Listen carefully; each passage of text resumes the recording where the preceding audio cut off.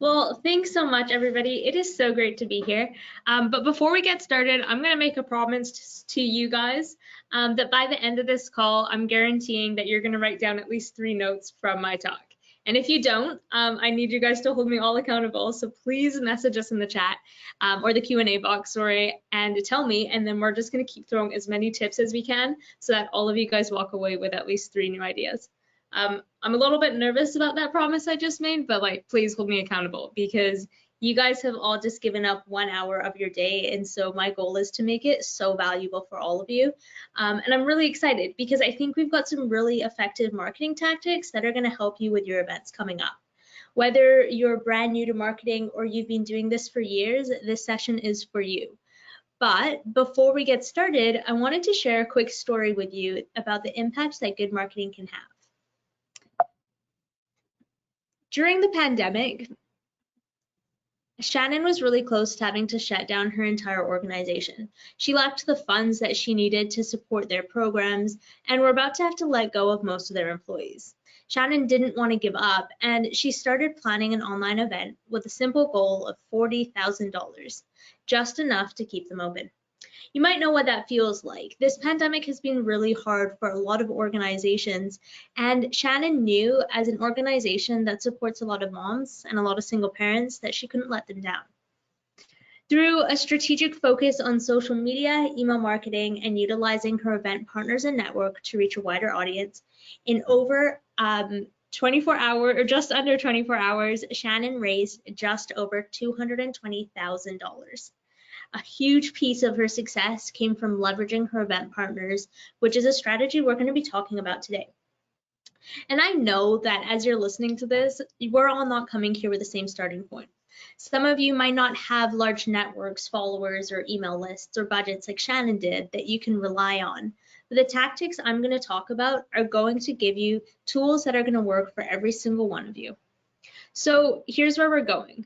Let's briefly review an event marketing schedule. Let's dive into the types of social media content that catches attention, and then get to what to do if you don't have a big email list or a big social media following.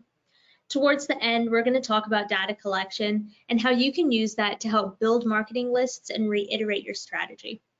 Heads up, we're going to go pretty quick through the first 2, and then we're going to really dive into the last pieces of event partners and data tracking. Throughout the session, I'm going to try and share as many real-life examples and ideas from organizations that have succeeded with you.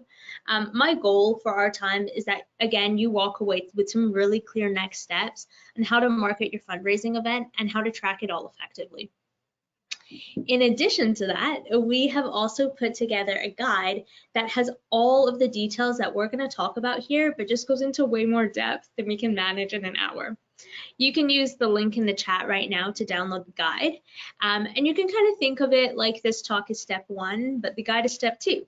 So we cover all of the exact same topics in the guide, but we include all of the how-to steps, like how to build posts or examples to follow and advice from other industry leaders and experts that we really respect. There's also lots of worksheets and checklists to help you make sure you aren't missing anything as well. But first, a little bit about who we are. We're from Trellis. We help fundraising. We build fundraising software for events, auctions, raffles, and tickets. And we work exclusively with charities and nonprofits. We build tools that help charities with all of their events, from galas to golf tournaments. And in the past, we've supported hundreds and hundreds of events and charities, and we've learned a ton from their successes and failures. I've personally been involved in supporting over 300 of these charities execute their event. So I'll definitely be sharing some of my favorite ideas and tips to help make your fundraising event a success. I'm Rebecca, and I'm here with my colleagues Emily and Zoe, who are hanging out in the chat. So if you have questions, please throw them in the Q&A box. They will be answering questions as we go, and we'll also be saving some for our Q&A at the very end. Me and my team were joining from the unceded territory of the Sioux people, and we just wanted to take a moment to pause and recognize the land that we all get to live and work on.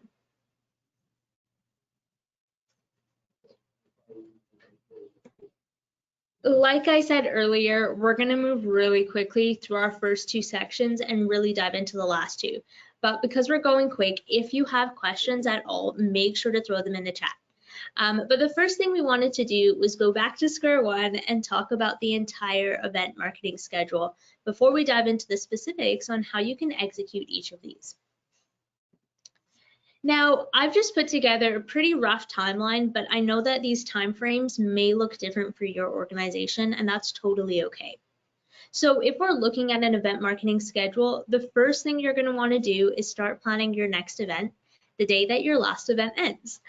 You're going to want to announce your next event during the event that's currently happening or wrapping up, and you're going to want to start sharing it with your attendees through emails pretty soon after as well.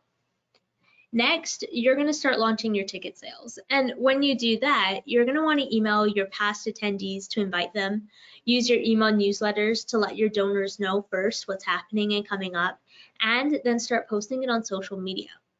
You'll also want to start engaging your event partners and ask them to share with their network. But we're going to get a little bit further into what that tactic is and looks like in just a sec here. Next, in the few months or weeks leading up to the event, you're going to want to start increasing the frequency of all of your marketing tactics, including social media and emails. And in the last couple of weeks before the event, start personal reach outs to encourage your donors to attend. This could be a phone call, or maybe it's a personal email that you're sending as well. Personally, we love the idea of a personal phone call. It's just an extra touch, and it could be as simple as maybe a 2-minute call from a leader or executive at your organization. You can just let your donors know what you have planned for the event and give them a direct invitation to attend. Not only does this go a long way for your donors, but that personal connection can help build valuable relationships for your organization. Then, in the final weeks before the event, you're going to want to keep reminding your event partners to reshare posts about your event or to create their own announcements and talk about their involvement with your organization. We've seen some really creative ideas when it comes to fundraising events. Emily, who's in the chat right now, she heard this idea and it's quickly become one of our favorites actually. I would take a screenshot right now so you can save it and then you can use it for your next fundraiser too. But you're going to want to find new ways to incentivize your donors to buy tickets sooner. This could be using discounts or entries or a special gift. One organization we supported, they involved their sponsors. They said to their sponsors, can you guys provide 100 bottles of wine and just donate it? And then for their first 100 people that bought tickets, they got a complimentary bottle of wine that they could enjoy during the event, if it was virtual or in person. Okay, I don't know about you guys, but if somebody were to give me a bottle of wine for buying a ticket early, I am definitely going to buy my tickets faster so I can get that bottle of wine. Think about what that looks like for your organization. What's something we can use to incentivize our donors to buy earlier or start registering before, before the last few days before the event. Okay, I told you we're going to go quick. So that was really high level strategy and timelines around what your event marketing strategy could look like. But if we can just take a second here, if you have any questions, throw them in the chat. Like I said, Emily and Zoe are there. They would love to answer them now, or they will be saving some of your questions so that we can do them live during the Q&A too. And while you're typing, let's just jump into our next thing, which is all about social media. Again, actually, if you want to throw this in the chat too at the same time, I would love to know where you're all at. Is social media a struggle for your organization, or do you feel like it's something that you're succeeding in? Throw it in the Q&A box. We would love to know kind of how that feels for you and where you're at these days. We have worked with a lot of organizations, and the ones that have got a focus on social media get really great engagement, and they often engage people outside of their typical demographic. These organizations use 5 key elements that they find really work to get the word out and get engagement, and they are: first, catchy and clear call to actions, an easy to read and remember link, an engaging image, attention-grabbing captions, and tagging and hashtagging to spread the word. So I thought, why don't we take a look at a social media post that did really well? And I love this post from Georgian Bay Hospital Foundation in particular. First, they had a call to action to register for their event, and which was great. It gives an easy and really direct next step to take. Their call to action is super easy. Help raise more for Georgian Bay General Hospital by registering for free at this link. It's direct, and donors know exactly what they're being asked to do. When thinking about captions, be direct and active in your tone so that your donors are really clear on what their next step is and how they can take action. The next thing they have is a link. Now, on Instagram, you can put that link in your bio at the top of your page, or an easy link that you can copy and paste into the description works well too. Other social media platforms, Facebook, LinkedIn, Twitter, they make it really easy that you can have the link in the caption and you can just click it. Instagram, not so much, but again, having it in the description works really well. And these guys, their link was so nice and short that it was actually really easy for people to copy and paste. Third, they have a really engaging photo. If you know Lane, you know that this event is going to be really fun. Lane has their captivating smile. They've got their bright pink jacket on, and that also just really helps draw the eye. They also added a great caption, and they started with the words record breaking to get more attention. Using words that bring a sense of urgency and excitement to your donors helps get them engaged and gets them to pause while they're scrolling through on social media. And they used another key tactic to make sure their posts got a wide reach. They tagged the individuals involved and encouraged them to reshare. In this case, they tagged Lane the Auctionista. If you want to go one step further, you can also use hashtags to increase engagement and make your post more relevant and searchable. Although you may not instantly see the return on things like hashtags and tags, the payoff will be there in the long run. Okay, some of you might be sitting here thinking, okay, that looks really great and I love what they did, but I don't have a dedicated social media person or graphic designer in my back pocket I can reach out to.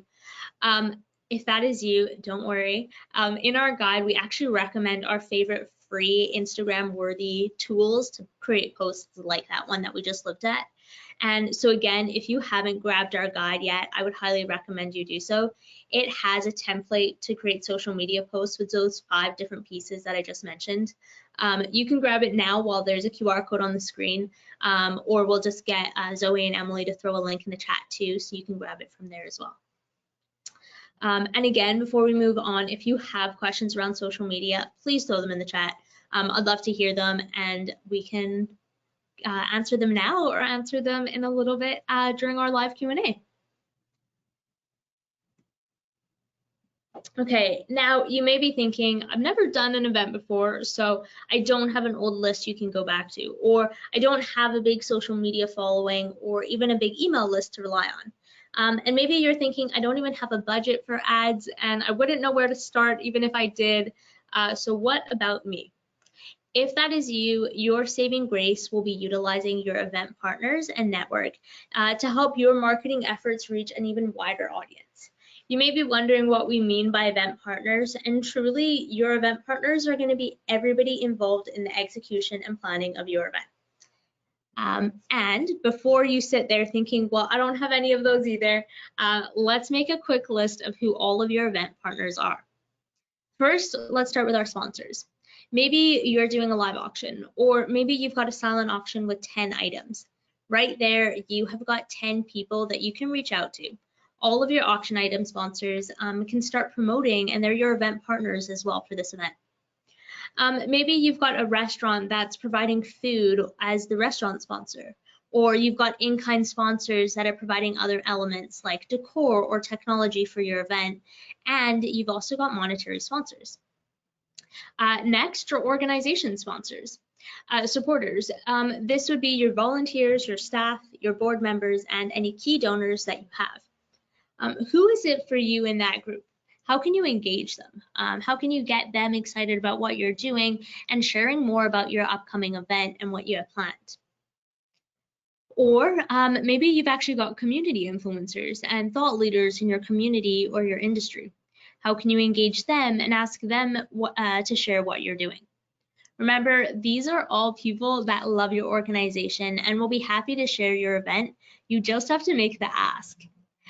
Next, you've got your talent. So any speakers, hosts, auctioneers, performers, or bands that are participating in your event. These individuals tend to have a following already, so leveraging that as much as possible is again going to really help you. And then the last category of event partners we talk about is your fundraising professionals, your AV team, venue, event planners, fundraising consultants, and production company. Keep in mind, fundraising professionals that are local to your community will also be even more willing to share just because they're in the same community as you guys. So now that we know who our event partners are, you're going to want to make it really easy and set expectations well in order to engage them. And here are 3 simple ideas to get you thinking. First, tag your partners on social media and encourage them to share your posts. Second, make it easy for them to share. Create a Google Drive with social posts that they can use. And then third, add it to your partner contract. When it's in writing that they have to promote your event, they know right from the very beginning, and it's even easier to get them to follow through on that as your event's getting closer to the actual date. Another idea that you're probably going to want to steal and screenshot right now is making inviting people a game, and we actually mean that. With all of your event partners, give each one a custom affiliate link and set a goal on how many invites you want them to send out. Give them an email template and set your expectations. Then, each week, give an update on how many emails were sent from each person and who the current winner is for inviting the most people. When the event ends, you can give a prize to your winner. With your event partners and your own reach out as well, email communication is also going to be a key for you. Consistent emails, pushing to your fundraiser, reminding people to buy tickets, giving them updates, telling them to go back in and rebid on certain items, and getting people just generally excited about what you're doing will also help drive more engagement. I would highly encourage you to plan a whole strategy around this. Use email drip campaigns and regular emails to keep engaging and your existing email list and your existing donors.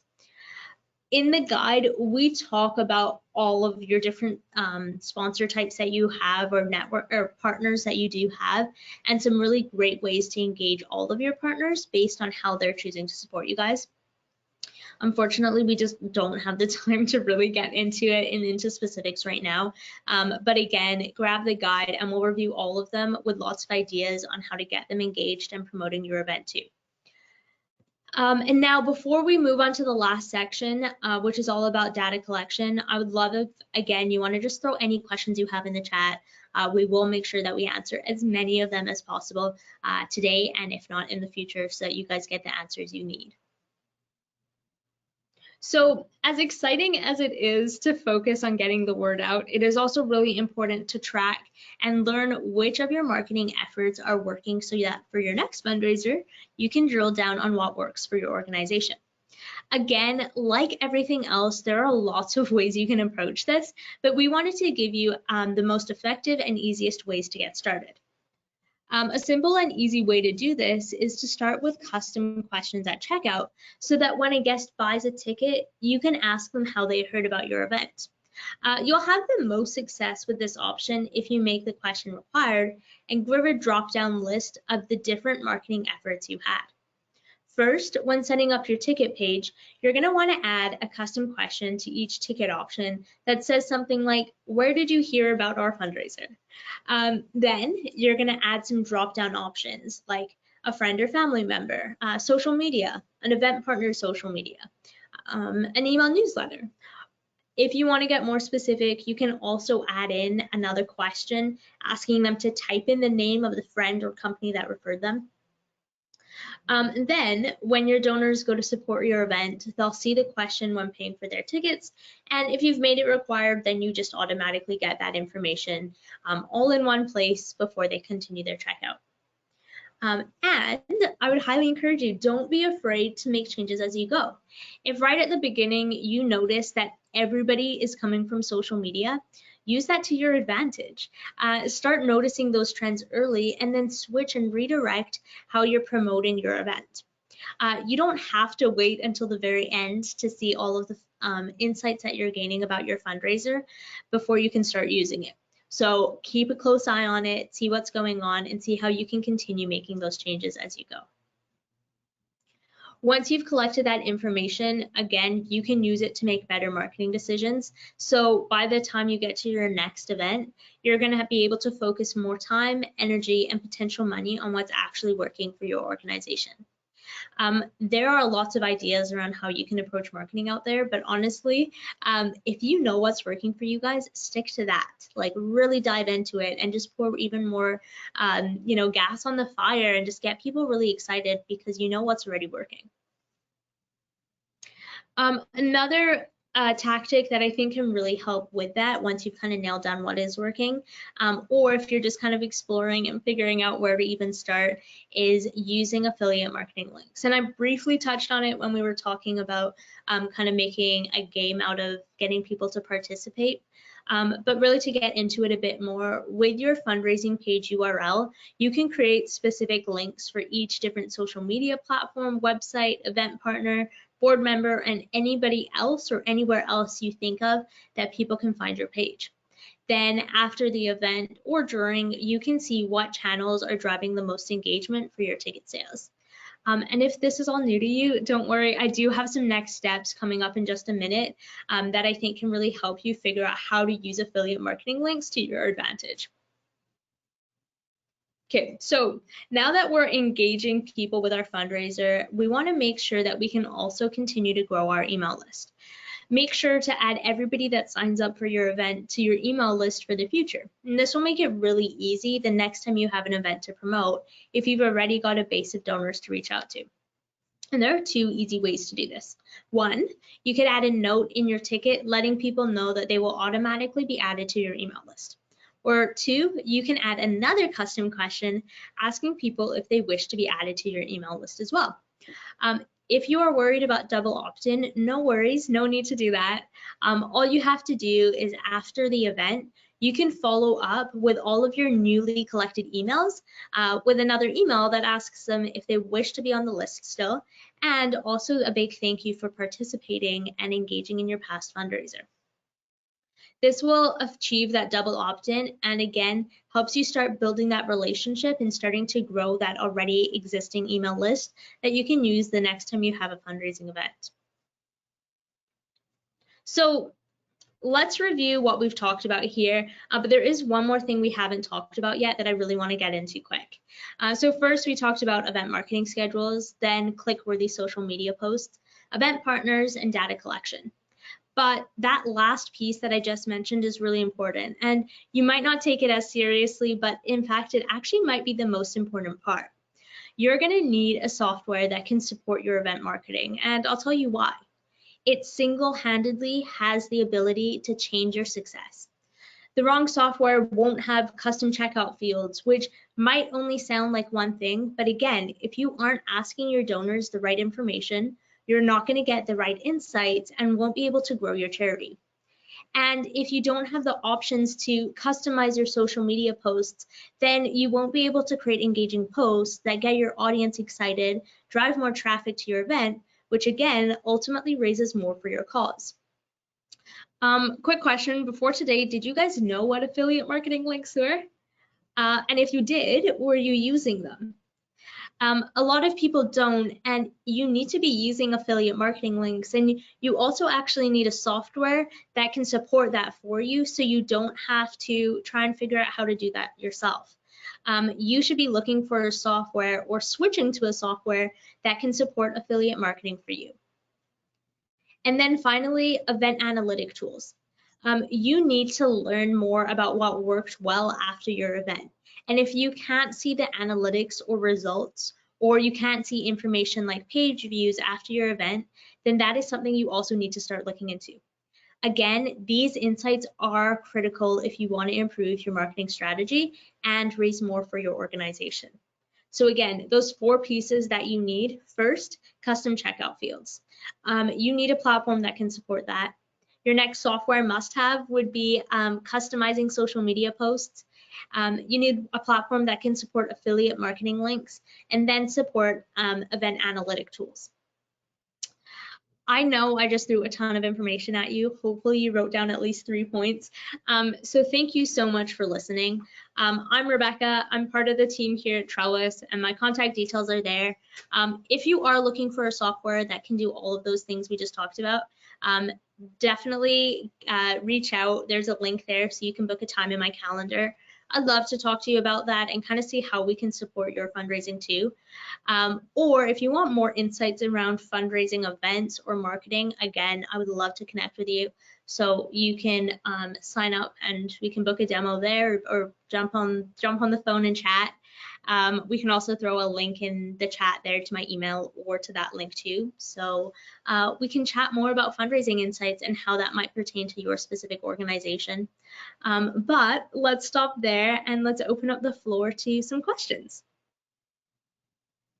Thanks, Rebecca. Awesome presentation. I have been rapidly trying to answer people's questions in the chat.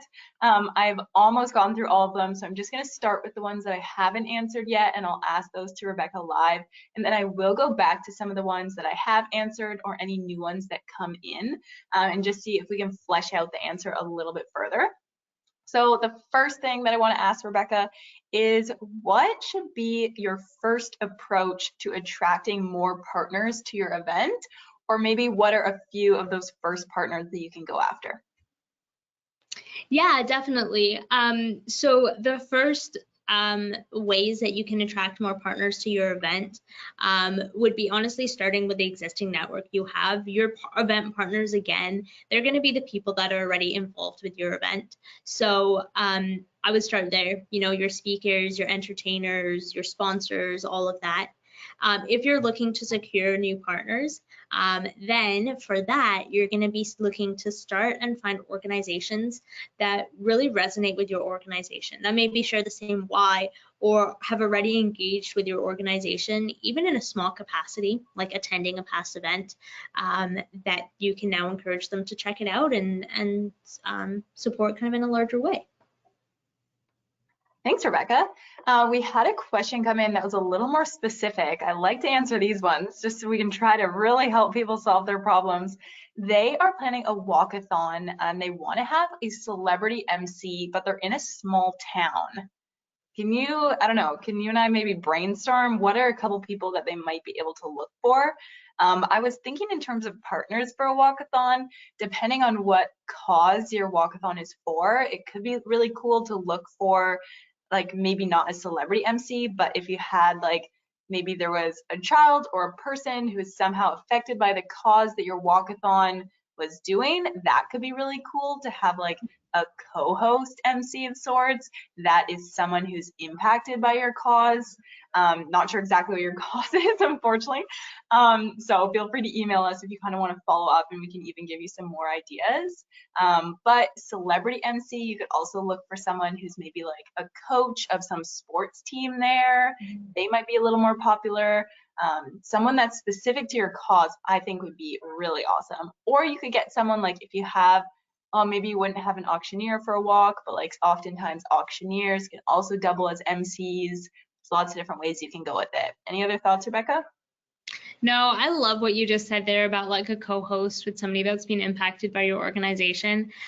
Again, really depends, right, on your cause and you know, what you do, but having something like that, and we've seen so many organizations do that recently, where they have somebody who has been impacted, and the emotional connection that they bring, and also like the sense of like why that somebody who's been impacted that by your organization can bring is incredible. Like, you can feel that if you're virtual or hybrid or in person, like you can definitely feel that presence. So I love that idea that Emily just shared there.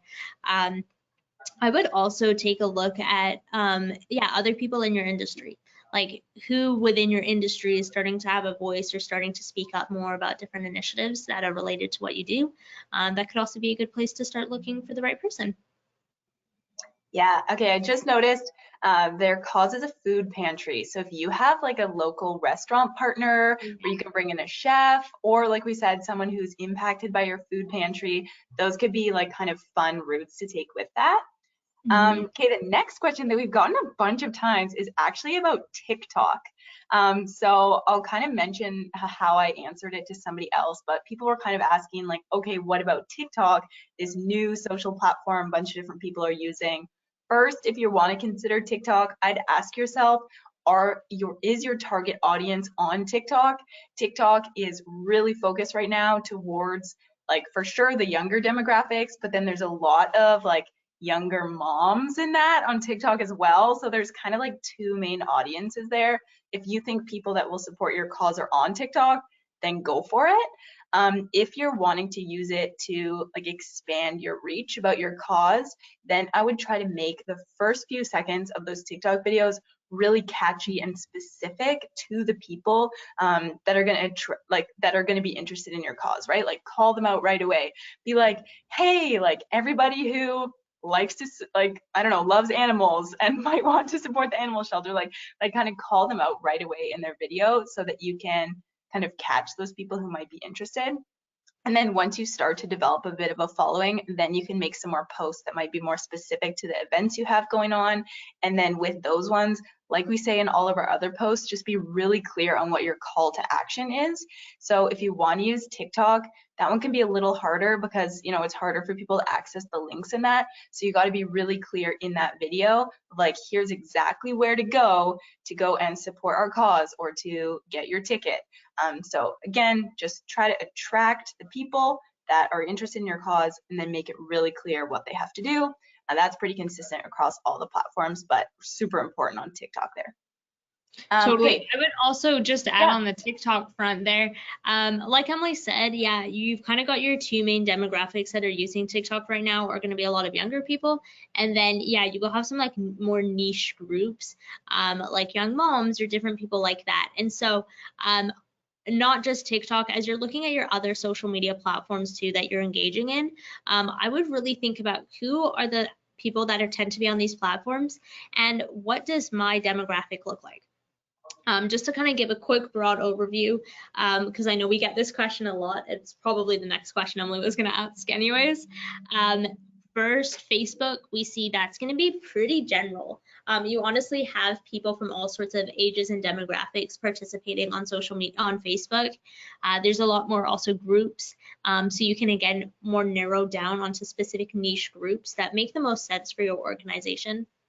Instagram again tends to appeal to the more creatives, I would say, but again, mix of age ranges. But again, it's all about posting images that are attractive, or Instagram has now moved to a big focus on video content as well. So if you've got video content that can really engage and it's really attractive to people to watch and see, that's what they're most engaging with right now. LinkedIn is going to be your business professionals. Posts on LinkedIn actually tend to last a lot longer. So a post will last things like 3 days instead of 30 minutes, which is more common with Twitter, which is our last platform, which is really great for those like quick and snappy posts for people to just engage with. For us personally at Trellis, we found that Twitter is not our best platform. We honestly don't really get much engagement, and there's not a lot of traffic that we get from Twitter. And so we still have a Twitter account. We don't really put much time and energy into it, but we found our other platforms, Facebook, LinkedIn, and Instagram, tend to work way better for our business. And so that's what we actually put our time and energy towards. At different times, we know that different types of posts will engage better on each of those platforms. But the more learning you do with that, the more testing you do, again, seeing your affiliate marketing links, what posts are actually converting things for you is going to really help you make decisions around where you should start and how you should spend your time and energy as well. Awesome. Thanks, Rebecca. We're getting a bunch of questions around how to increase your social media following, as well as kind of where to start with your partners. And I think those like really tie nicely together. And before we answer that one, I'm also going to mention too, someone put a nice note in here in the questions here of what you can use TikTok for as well is to create a cool video on TikTok and then share it on your other social media platforms. That can be something really engaging to do as well. Just get a little more video content on your feeds. But Rebecca, what ideas do you have to kind of use partners and other people's networks to help people grow their social media followings on the platforms that they're currently using? Yeah, I think, yeah, really, it's one of those things similar to like what I was just mentioning of like you have to kind of just test it, which I know is kind of hard, but for each of your organizations, it looks vastly different just based on the types of demographics you're engaging and all of that as well. So to start, what I would say though is, yeah, getting lots of content out there. Honestly, I would encourage you, like, aim for a couple times a week on each platform to just get more engagement. Try lots of different types of posts. If you have experience with ads and things like that for Facebook ads or retargeting ads, you can give that a go. I will warn you, one of the reasons we chose not to talk about it today was because it can be a bit of a rabbit hole. Once you start, it kind of feels like there's no end in sight. But if you've got experience with things like ads, that might be something worth exploring. And then setting up your event partners for success, again, will really help to grow your audience. So, you know, make a Google Drive folder or Dropbox folder with tons of sample posts that your event partners can share. Get them to share it, write up suggested captions for them, all with links and tags back to your social media account so they can find your organization and hear more about what you're doing. Again, for some of your different partner groups, this may make more sense, but talking about the why of your cause or getting your partners to talk about why they choose to support you, again, it just helps to create more awareness around what your organization does and why that matters. We actually did some research a while ago around what drives donors to attend events, and it wasn't a whole list of reasons we thought, like they have nothing else to do on a Friday night, or they're coming to watch a specific speaker or hear a specific thing. Although those things were important, the number one reason they choose to support organizations is because they care about your cause and they care about what you're doing. So if you're trying to grow your audience, start by sharing the why, getting your event partners to share their why as to why they support your organization too. And I think it's going to help you build more genuine donors that are going to be longer lasting for your organization as well. Hopefully that helps. Thanks, Rebecca. Our next question here is, how might someone kind of bring back an annual event that's losing a little bit of traction and bring a little bit of life back to their event? Good question. That's really hard. And I think in the last 20-ish months, that's become a bit more of a prevalent question that I'm being asked all the time. And there's definitely a couple ways you can do that. If you are moving to a virtual or hybrid format, we are seeing organizations say that they're having some drop off from their regulars, maybe picking up a few new people for the first time as well. But that can be a factor as to why you're seeing a drop. Or maybe it just hasn't changed much in the last few years. And so that's actually where I would start. I would take a look at your event and I would pull it apart. Maybe you go even ask a couple of your participants and event attendees from the past, like what did they like that really worked and kind of got them excited. A really great question to ask is, what piece of our event last time were you excited to tell your friends about at the water cooler the next day? Or I don't know, maybe we don't have water coolers anymore. Maybe it's just over Teams. I don't know. But ask them questions like that and figure out what are the pieces that people are still loving and they are still excited about attending. Take a look at that list and make sure you still include it in your event. But with the rest of your event, take a look at the other pieces that are happening, what you're doing, how you're presenting content, and figure out how you can change it up. Maybe you bring in a different kind of speaker or a different kind of entertainer. Maybe we've seen events where they've got more engaging elements. They've got people up and moving from a virtual bartender to a virtual chef teaching you how to make a full meal. Adding in engaging pieces, adding in different types of entertainment can really help with that. But then again, I would encourage you still keep that why as to why your organization does what it does, because that's what's going to help drive more long-term donors, which at the end of the day is the piece you guys really care about too. I made a promise at the beginning of you guys are going to write down 3 bullet points. So if you haven't yet, throw it in the chat, ask us a question specific to your organization, and we will get to those questions too. Thanks, Rebecca. I also want to mention that there's been so many questions. We so apologize if we can't answer all of these as well as we would hope, but we do invite you to send an email to myself or to Rebecca. Our emails are Rebecca or Emily@trellis.org. Super easy. If you want to just send us a question, whether we've answered it partially or not, send us an email. We'll spend some time to fully answer your question because you're asking such great questions and they're so important.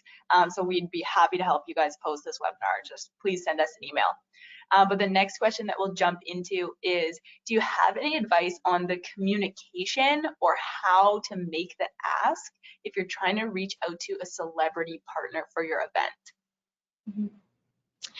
Yeah, that's a really good question. And honestly, the organizations that have really engaged celebrity partners well, they started small. So again, kind of a long-term plan, but starting with somebody 1 year, the next year kind of increasing who that is or the presence of your celebrity so that you can continue to grow it.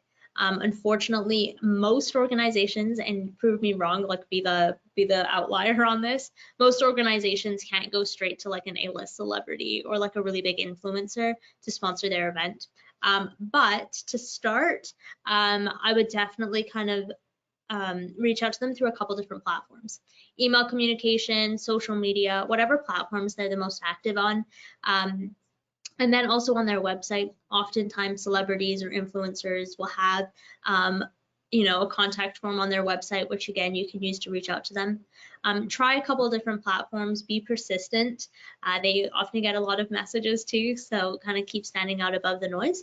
But also have a very clear ask. Make it really clear, what is it that you're actually asking them to do? Really spell it out for them. If you can include a link to your event page that you've already got posted, or maybe you even make a little quick video so that you can talk about why you're doing what you're doing, what your event looks like, and again, your clear ask can really help to convey that message and get the attention that you're looking for. Awesome. Thanks, Rebecca. Our next question is, do you know any games of chance or kind of in-person event games? I know we haven't seen many in-person event games for a while, but have you seen any that people have used that have been really effective? Actually, an organization I was just chatting with yesterday, they're doing something kind of fun. They're doing a balloon pop. And so leading up to the event, they're encouraging people to go onto their site, same place they're buying their tickets, donations, silent auction. They've got all that going on too. And encouraging them to buy a raffle ticket for a balloon pop on the day of their event. And they're going hybrid with their event. They are going to have a whole wall set up with like 100 balloons or however many tickets they sell. And during the event, they're going to do different questions that are going to encourage people to pop balloons. And each balloon, it's got a raffle ticket inside with a raffle ticket number, which matches up to the ticket somebody has at home or wherever they're watching from. And then that person wins a prize as well. So they're kind of incorporating another fundraising element of having a raffle ticket that people can purchase, as well as like the balloon pop. They've got questions and kind of a trivia to get people excited that way too. Not really as much of a game, but we are seeing a lot of organizations try and do things like photo contests leading up to and during the event. Again, those can be a really good way to engage people if you're hybrid. So if you've got some people at home or some people watching virtually, because everybody can participate regardless of how they're watching the event. What else have we seen that's really cool or kind of a fun game? Kind of the only things that come to mind right now. The other pieces that I would encourage you to think about, less of a game, but just more engagement pieces, things that can get your donors up and moving. I chatted with one organization and they had got, it was completely virtual. They were going to do a little pottery painting class. It was a fundraiser. They're raising some money for their organization. Not a massive event, but just something small that they were doing. We've seen organizations do paint nights, things like that, wine and cheese pairing nights. But again, it's all about the engagement, which can really help to, again, get people excited, get them sticking around for your whole event too. Awesome. Thanks, Rebecca. We just got a question about asking which activities require some sort of permit or license. And there were a couple that came in earlier asking about some different software suggestions. So do you want to maybe take a second right now, explain for Raffles kind of what that process is like, the different types of Raffle software, and then maybe just give like a really brief summary of kind of what Trellis does and a couple of the other platforms that do similar things? Yeah, totally. Sweet. So yeah, let's start with Raffles, and Emily, you might have to remind me of all the things that you just mentioned there in a sec. But first, Raffles, you're probably going to want to look for an online raffle provider. Right now, just again, as a lot of events and fundraisers are hybrid with some online, some participating virtually, increased reach in terms of who you can reach and physically where they're located, online raffle providers, they just honestly make sense. It's also significantly easier for you guys, so that alone should be the incentive. It's just way less work. In terms of a raffle, if you have not done it before, there's kind of like 4 key pieces to a raffle. Again, if you have questions, maybe we can throw a link to my email just in the chat again, because I know there's kind of a lot of questions often about raffles. Reach out and I will gladly answer them for you. But with raffles, 4 key pieces. Your first piece is going to be your payment processing. So your donors or raffle participants, they're going to come onto your page, they're going to buy a raffle ticket. And in the case of Trellis, we handle all your payment processing for you. Your second is your ticket creation. So each of your raffle attendees, they're going to get a custom ticket with all of the rules that comply with your provincial licenses and gaming rules. For Canada, every single province does it differently. If you are watching in the States, then in the States, it's really different state to state, as well as sometimes county to county. So again, I would start talking at the county level or the state level to kind of see what's going on for your specific location. But everybody will require a raffle ticket. Next is ticket distribution. So you're going to need to send that ticket to your donors or your raffle ticket purchasers so they know their raffle ticket numbers, obviously. And then fourth is winner selection. A lot of platforms do have a random number generator in them. This makes it super easy. You click a couple buttons and you can process your winner, see who the winner is, and then you can announce that for your attendees as well. When you use an electronic raffle provider, we as electronic raffle providers, we've got all of the rules in place that comply with each individual province that they're operating in. So again, just takes a lot of the work out your end. Make sure we as raffle providers, we make sure that you're complying with the rules, help you get your licenses, filling out application forms, all of that stuff just makes it easier. Most other raffle platforms will also offer that same level of support. In terms of Trellis and software in general, so Trellis, or a fundraising platform, we are actually one of the only all-in-one platforms that can do everything from tickets, donations, silent and live auctions, raffles and 50/50s, as an ERS, like I just kind of explained. We also do live streaming on our platform, so we can support in-person, virtual, or hybrid events. Then we've also got a check-in app, so you can check in your donors if they're in person or hybrid too. We support organizations kind of all size across Canada and the United States with their fundraising pages, having one central place that your donors can come so they can participate in your fundraiser, see what you're doing, and engage in all those different elements. Why organizations are choosing Trellis these days is for an organizer, you guys all have a ton of stuff on your plate. A lot of you, fundraising is not your only job. You wear about 5 other hats. And so for you, coming to one single platform, having all of the different fundraising elements there, having it all in one place, you're not managing multiple accounts and passwords. You're also not setting up multiple pages in all sorts of places. You can then access all the results and reports for your fundraiser in one place too. Similar to that, for your donors, the donor experience is also significantly more seamless too. They can come to one place to buy tickets, make a donation, buy their raffle ticket for your balloon pop, and also participate on the silent auction. Then on the day of, they can come back, watch the live stream from our platform, or in the room with you guys, bid on live auction items, the fund in need, whatever else you guys have going on. So that donor experience is a lot more seamless for them too, instead of sending them to like 5 different places. For us at Trellis, we really care about donor experience. We know that you guys raise more when your donors have a seamless experience. So that's really where we put our focus, as well as kind of having all of the features you need in one place. A couple other platforms I'd recommend checking out if you're looking for Raffles, Raffle Nexus, Rafflebox, or Ascend, kind of the top 3 that we hear other organizations using. If you're looking at silent auction software, Givergy or 32 Auctions tend to be the ones that we talk about or hear about the most. Donations, a lot of people are still using Canada Helps, and then tickets are honestly kind of a mix. Some people are still using Eventbrite, other people use other software, or they have their own other platforms they use too, which you can also take a look at.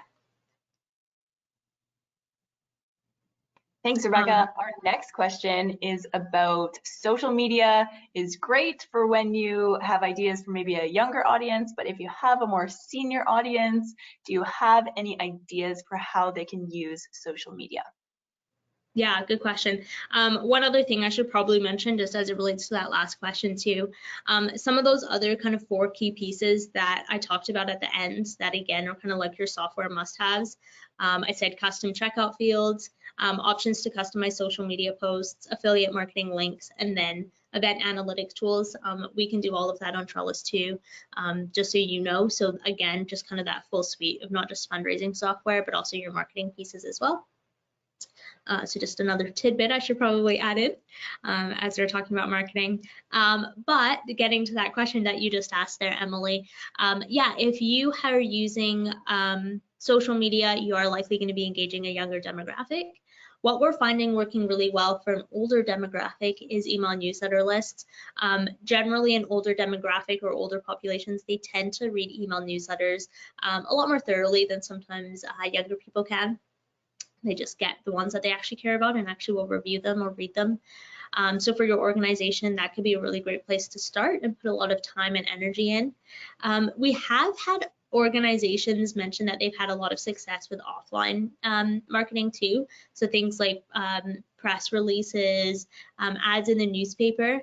It is significantly harder to track. So things like affiliate marketing links or other places and reasons that you can figure out the source of where people attended from are definitely harder to achieve.